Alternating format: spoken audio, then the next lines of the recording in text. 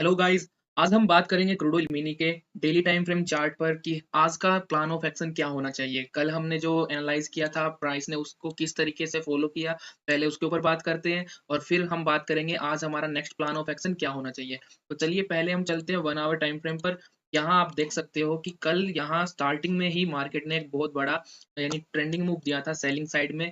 यहाँ पर ये देखो आप, जैसे गैप डाउन ओपन हुआ, गैप डाउन ओपन होने के बाद लगातार जो 2 घंटे की कैंडल है हमारी, 2 कैंडल हो गई 1 आवर टाइम फ्रेम पर।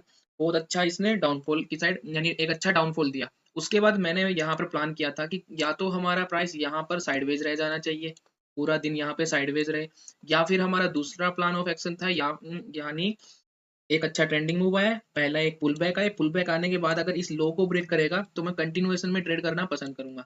मेरा पहले ही प्लान था कि मैं बाइंग साइड में नहीं जाऊंगा क्योंकि कोई अच्छी अपॉर्चुनिटी नहीं थी। लेकिन अब हमारा जो टारगेट था, टारगेट कितना डिसाइड किया था, टारगेट मैंने यहाँ बताया था आपको कि ये जो स्विंग बना हुआ है, इस स्विंग को यहाँ रिटेस्ट करने आ सकता है, लेकिन यहाँ पर एक गैप था, इसलिए इसने यहाँ पर सपोर्ट की तरह एक्ट किया है। मैंने आपको बार बार बताया जो हमारे गैप्स होते हैं सपोर्ट रेजिस्टेंस की तरह बहुत अच्छे से काम करते हैं। तो यहाँ पर इसने प्राइस को नीचे ना जाने यानी ज्यादा जाने नहीं दिया, यहीं पर इसने यहाँ पर वोलेटाइल मूव देना चालू कर दिया। तो कल ऑलरेडी यहाँ पर इतना बड़ा मूव आ चुका था, लगभग 5 से 6% का मूव आ चुका था, इसलिए मैंने जैसे ये गैप फिल हुआ वहीं पर मैंने अपना प्रॉफिट बुक कर लिया। तो ये हमारा सिंपल सा एक यानी प्लान ऑफ एक्शन था जिसको मैंने प्रॉपर वे में एग्जीक्यूट किया।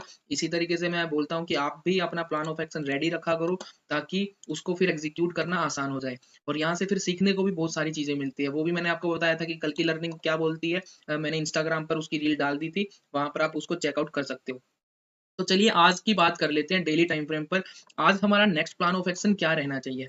इससे पहले मैं एक यानी नॉर्मल सी चीज बताता हूँ।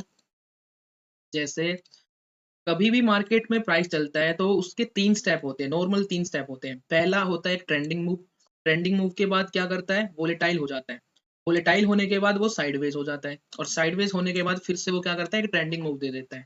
तो ये नॉर्मल सा एक कंसेप्ट है, प्राइस हमेशा अपने इन 3 स्टेप को फॉलो करते हुए चलता रहता है। तो अब अगर हम जैसे यहाँ आप ये देख लो, एक यहाँ दिखाई दिया मुझे एक अच्छा खासा, यहाँ पर क्या हुआ है, एक अच्छा ट्रेंडिंग डाउन साइड मूव आता है। उसके बाद क्या होता है, एक ग्रीन कैंडल बनती है, हैमर कैंडल। लेकिन यहाँ आप देख सकते हो जो हमारी रेड कैंडल है इसका लो यहाँ पर है, यानी यहाँ तक आया, वापिस ऊपर जाके यहाँ क्लोज कर दिया। इसको थोड़ा जूम कर देता हूँ मैं ताकि आपको इजी हो जाए समझना। यानी यहाँ से पहले नीचे आया प्राइस, फिर थोड़ा यहाँ आके क्लोज कर दिया। अगले दिन क्या होता है, यहाँ पर फ्लैट ओपन होता है, पहले नीचे जाता है, नीचे जाने के बाद फिर ऊपर जाके क्लोज कर देता है। अगली जो रेड कैंडल है ये क्या कर रही है, यहाँ पर फ्लैट ओपन होके थोड़ा सा विक मार के फिर नीचे भी आती है, वापिस ऊपर आ जाती है। तो यहाँ हमें क्या देखने को मिल रहा है, यहाँ पर एक पहले ट्रेंडिंग मूव आया, ये हमारा ट्रेंडिंग मूव है। उसके बाद प्राइस यहाँ पर वोलेटाइल हो चुका है, तो ये पूरा वोलेटाइल है। और वोलेटाइल होने के बाद ये एक छोटी सी कैंडल बनाई है जो कि साइन होता है साइडवेज का, कि पूरा दिन जो हमारा प्राइस है एक ट्रेंडिंग मूव देने के बाद वोलेटाइल हुआ, उसके बाद साइडवेज हो गया, साइडवेज होने के बाद फिर इसने दोबारा एक ट्रेंडिंग मूव दे दिया ऊपर की साइड, फिर से हमारा ट्रेंडिंग मूव आ चुका है। पहला स्टेप तो ये होता है मेरा। देखो मैं थोड़ा नॉर्मली इस वे में प्राइस को देखता हूँ, मैं प्रॉपर प्राइस एक्शन ट्रेडिंग ही करता हूँ। तो मेरा जो व्यू है वो थोड़ा यानी लोगों से अलग रहता है, इसलिए मैं थोड़ा अच्छा भी कर पाता हूँ लोगों से। वरना अगर चार्ट पैटर्न्स काम करने होते तो भाई आज 99% लॉस में ना होके 99 लोग पर यानी जो लोग हैं वो प्लस में होते। एक यानी 1% ही माइनस में होने वाले थे, लेकिन सारे के सारे सेबी भी बोलते हैं कि भाई 99% जो लोग हैं वो लॉस में है। तो भाई सीधी सी बात है, चार्ट पैटर्न्स काम नहीं करते, वो बस एक चूरन बेचा गया है मार्केट में। तो जिसको अच्छा लगता है भाई चाटते रहो। लेकिन अब चलो बात करते हैं सीधी सी, पहले ट्रेंडिंग मूव आया, ट्रेंडिंग मूव के बाद यहाँ पर वोलेटाइल हुआ, उसके बाद क्या हुआ, साइडवेज हुआ, उसके बाद यहाँ पर इसने कंटिन्यूएशन में मूव दे दिया। तो पहला पैटर्न तो ये हो गया कि भाई प्राइस थोड़ा इस तरीके से मूव करता है। अब यहाँ पर देखने की ये बात है कि एक ट्रेंडिंग मूव देने के बाद 3 लगातार रेड कैंडल बनी है, उसके बाद यहाँ पर एक ग्रीन कैंडल बनी है। ठीक, अब फिर से देखते हैं कहीं और भी बना होगा, जैसे यहाँ पर ये बना हुआ है, अच्छी खासी 4 ट्रेंडिंग कैंडल बनी है, बिल्कुल शार्प सेलिंग हुई है। उसके बाद एक अच्छी खासी यहाँ पर ग्रीन कैंडल बनी है, लेकिन कोई ज्यादा बड़ी कैंडल नहीं है, पूरा दिन ऊपर नीचे होके वोलेटाइल मूव दिया है इस तरीके से यहाँ पे। और फिर जाके डोजी में अपना, कोई लोग डोजी बोलता है, कोई अपना यानी हैमर कैंडल बोलता है। वो भाई नेचर के ऊपर काम करोगे तो फायदे में रहोगे, अगर नाम के पीछे भागोगे तो बस लोचा हो जाएगा, बहुत तगड़ा लोचा हो जाएगा। अब यहाँ फिर से बात करते हैं कि यहाँ पर क्या हुआ है, एक अच्छी खासी सेलिंग आने के बाद इसने एक ग्रीन कैंडल में क्लोज किया, पूरा दिन ऊपर नीचे हो गया। एक बड़ी कैंडल थी, उसके अंदर इनसाइड कैंडल बन गया। उसके बाद नेक्स्ट दिन उसने उसको फॉलो किया। अब यहीं पर क्या बन रहा है हमारा डेली टाइम फ्रेम पर, लगातार हमारी 3 कैंडल ट्रेंडिंग मूव दे चुकी है। यहाँ पर एक ट्रेंडिंग मूव था, पीछे मैंने दिखा दिया है। अब यहाँ पर एक बड़ी कैंडल बनी है, यहाँ पर भी हमारी एक बड़ी कैंडल बनी थी। अब यहाँ पर 4th कैंडल जो है वो अभी ग्रीन में चल रही है, क्यों? क्योंकि ये गैप अप ओपन हो गई। अगर ये थोड़ा-सा गैप डाउन ओपन होके यानी ओपन होती तो डायरेक्ट इसके लो को ब्रेक करते ही नीचे पहुँच जाती। लेकिन नीचे नहीं, यानी इसने आज क्या किया, गैप अप ओपन हो गई। गैप अप ओपन होने के बाद प्राइस क्या होता है, ऐसी बड़ी कैंडल बनने के बाद अगर प्राइस थोड़ा गैप अप ओपन हो जाता है तो साइडवेज होने के चांसेस सबसे ज़्यादा होते हैं। अब जैसे आपको यहाँ दिखाई दे रहा है, एक अच्छी कैंडल के अंदर क्लोज यहाँ हुआ था, अगले दिन यहाँ पर ओपन होता है। ओपन होने के बाद यहाँ पर इसने इनसाइड कैंडल बना दी एज अ हैमर कैंडल। तो आज का भी मेरा प्लान ऑफ एक्शन यही है कि आज मुझे लगता नहीं है कि जो क्रूड ऑयल है उसमें कोई ट्रेंडिंग मूव आने वाला है। क्यों? क्योंकि उसका रीजन मैं बता देता हूँ। जैसे आपको यहाँ दिखाई दे रहा है, एक अच्छा खासा सपोर्ट बना हुआ था, इसको हम कनेक्ट करते हैं। फिर यहाँ पर इसका ब्रेकडाउन हुआ नीचे की साइड, नीचे आया। फर्स्ट टाइम इसको रीटेस्ट करने आया, यहाँ पर एज अ सेलिंग इसने ट्रीट किया। फिर एक हॉरिजॉन्टल रेंज बनाई, दोबारा टेस्ट किया, लेकिन बाद में नीचे आ गया।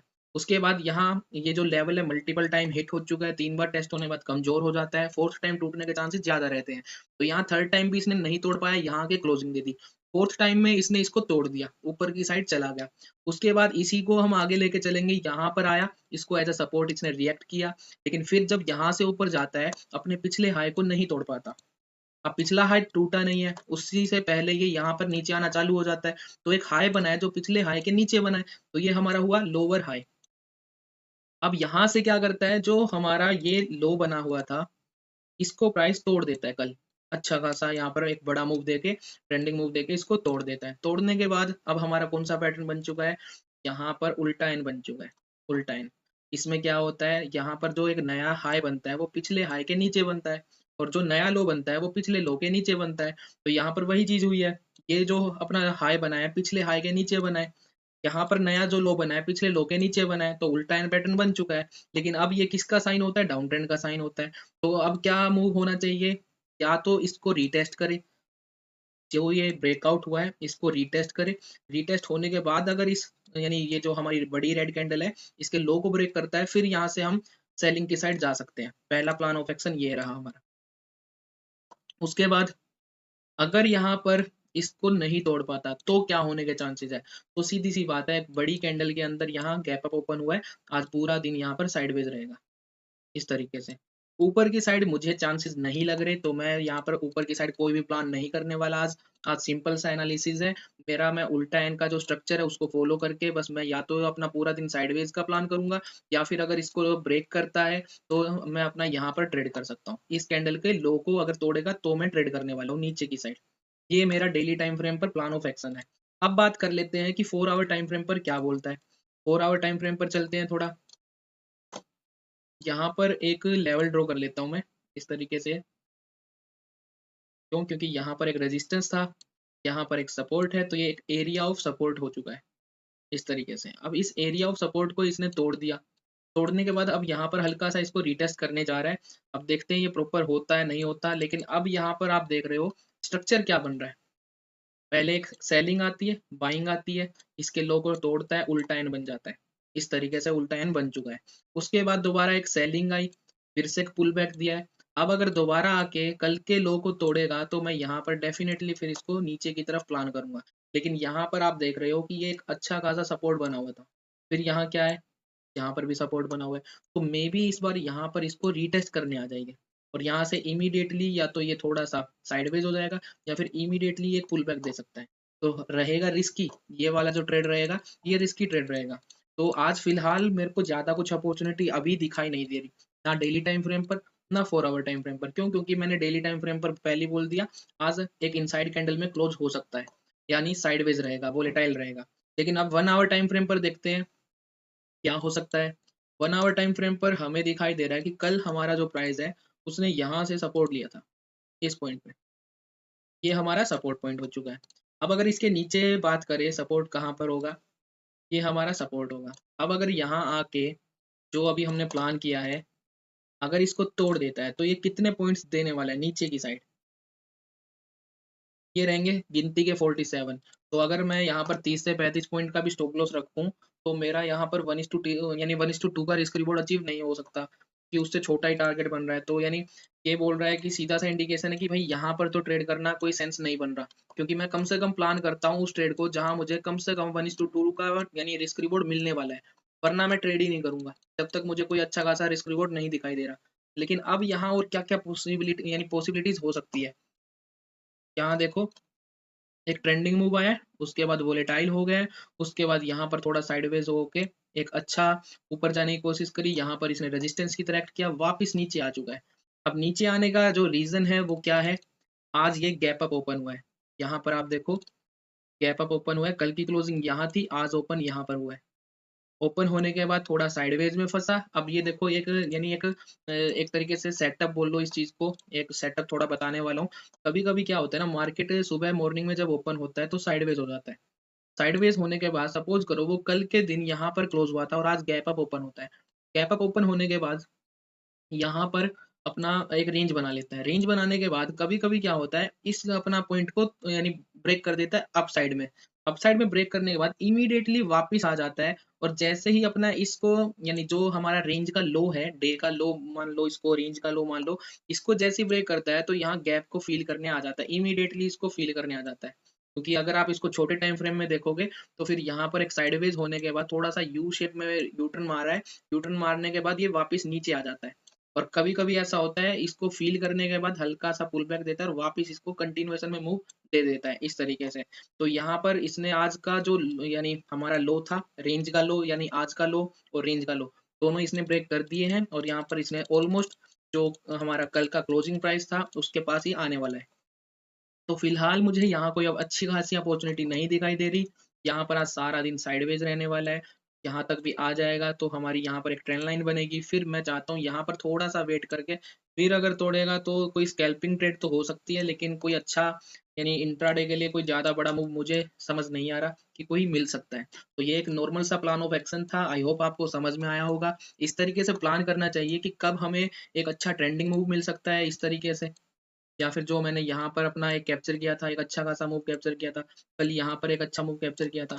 तो कम से कम आपको दिखना चाहिए ना, रिस्क रिवॉर्ड के हिसाब से कम 1:2 का टारगेट दिख रहा है तो उसमें ट्रेड करने का फायदा होता है। वरना चार्ट को ओपन करोगे हर जगह आपको अपॉर्चुनिटी दिखाई देगी, तो वो सही नहीं रहता, वहां पर रिस्की ट्रेड ज्यादा होते हैं। क्वालिटी ट्रेड्स होते हैं वो हमारे उनको हम ग्रैब ही नहीं कर पाते, वो हाथ से निकल जाते हैं, और फिर वो हाथ से निकल जाते हैं, फिर अपना रिग्रेट होता है कि यार इतनी अच्छी ट्रेड छोड़ दी, फिर दोबारा रिस्की ट्रेड लेना चालू कर देते हैं। बस यही रहता है। माइंडसेट को अपना काम रखो, जितना अच्छा यानी ट्रेड दिखाई दे रहा है तभी आप उसको ट्रेड करो, वरना अपना छोड़ दो ना। आज अगर आप ट्रेड नहीं करोगे तो कल मार्केट बंद थोड़ी रहेगा, कल भी मार्केट ओपन रहने वाला है, तो कल आपको अच्छी अपॉर्चुनिटी दिखाई दे देगी, तब कल आप ट्रेड कर लेना। हर यानी एक यानी देखो, मैं एक रियलिटी बता रहा हूँ, एक असली ट्रेडर वो नहीं होता जो डेली ट्रेड करता है। एक असली ट्रेडर वो होता है जो सही समय पर, सही टाइम पर, सही प्लेस पर अपनी ट्रेड को एग्जीक्यूट करता है। बस ये होता है एक रियल ट्रेडर। अगर आप एक रियल ट्रेडर बनना चाहते हो तो सही टाइम का वेट करो, सही प्लेस का वेट करो और सही टाइम पे एग्जीक्यूट कर दो ट्रेड को। बस डेली ट्रेड करने से कोई ट्रेडर नहीं बनता, सिंपल सी बात है। भाई मैंने आज तक इतना ही सीखा है। ये हमारा नॉर्मल साज का प्लान ऑफ एक्शन है, मेरे यानी मेरे एनालिसिस के अकॉर्डिंग। आज ज्यादा कोई ट्रेंडिंग बड़ा मूव नहीं मिलने वाला, मे बी कोई इवेंट हो जाए तो वो अलग बात है, वरना मेरे ख्याल से यहाँ पर साइडवेज रहेगा। साइडवेज होके अगर ये इसको देखो, एक बार टेस्ट कर दिया, दो बार टेस्ट कर दिया, तीसरी बार यहाँ पर आए, उसके बाद थोड़ा सा अगर कंसोलिडेट कर दे, यहाँ से ब्रेक करेगा, देन एक छोटा सा स्कैल्पिंग ट्रेड हो सकता है, लेकिन कोई बड़ा ट्रेंडिंग मूव नहीं हो सकता। हाँ लेकिन ये है कि यहाँ से जिसने अब सेल किया होगा, मेरा मिस हो गया वीडियो बनाने के चक्कर में मैं अपना ऑर्डर प्लेस नहीं कर पाया आज, तो कोई दिक्कत नहीं है, वरना फिर ये बड़ा मूव हो जाता। लेकिन कोई दिक्कत नहीं है, हर दिन ट्रेड करना कोई जरूरी नहीं है।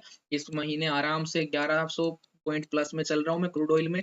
बाकी देखते हैं यानी पूरा महीना कब एंड होगा, यानी जब भी एंड होगा तो देखना पड़ेगा कितना पॉइंट मैंने मैंने कैप्चर किए हैं और कितना मेरा टारगेट था। ओवरऑल जो टारगेट था उससे मैं प्लस में चल रहा हूँ।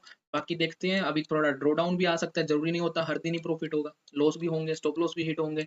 तो अभी पूरा मंथ जब तक क्लोज नहीं होता तब तक मैं बता नहीं सकता कि टोटल कितना प्रॉफिट हुआ है।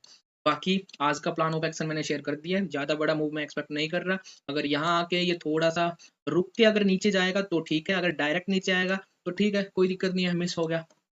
कल देखेंगे, बस नॉर्मल सी बात है। आई होप आपको ये वीडियो पसंद आई होगी और जो इम्पोर्टेंट पॉइंट्स मैंने बताए हैं, उनको आप नोटिस करोगे, उनकी प्रैक्टिस करोगे और थोड़ा वीडियो को यार यानी अपने दोस्तों के साथ शेयर कर दिया करो। मुझे थोड़ा मोटिवेशन मिलेगा, ज़्यादा लोगों तक वीडियो पहुँचेगी। आप अपना मुझे सपोर्ट करो, मैं इसी तरीके से वीडियो लाता रहूँगा और प्लीज़ कमेंट करके बताओ क्या चीज़ें आपको पसंद आ रही है, क्या चीज़ें आप और चाहते हो, स्टॉक एनालिसिस की वीडियो लेके आऊँ, नहीं लेके आऊँ? तो प्लीज़ उसके बारे में थोड़ा-सा बताओ मुझे और प्लीज़ वीडियो को लाइक, शेयर, कमेंट कर दिया करो। Thank you so much, have a good day. जय श्री राम, जय शिव शंकर।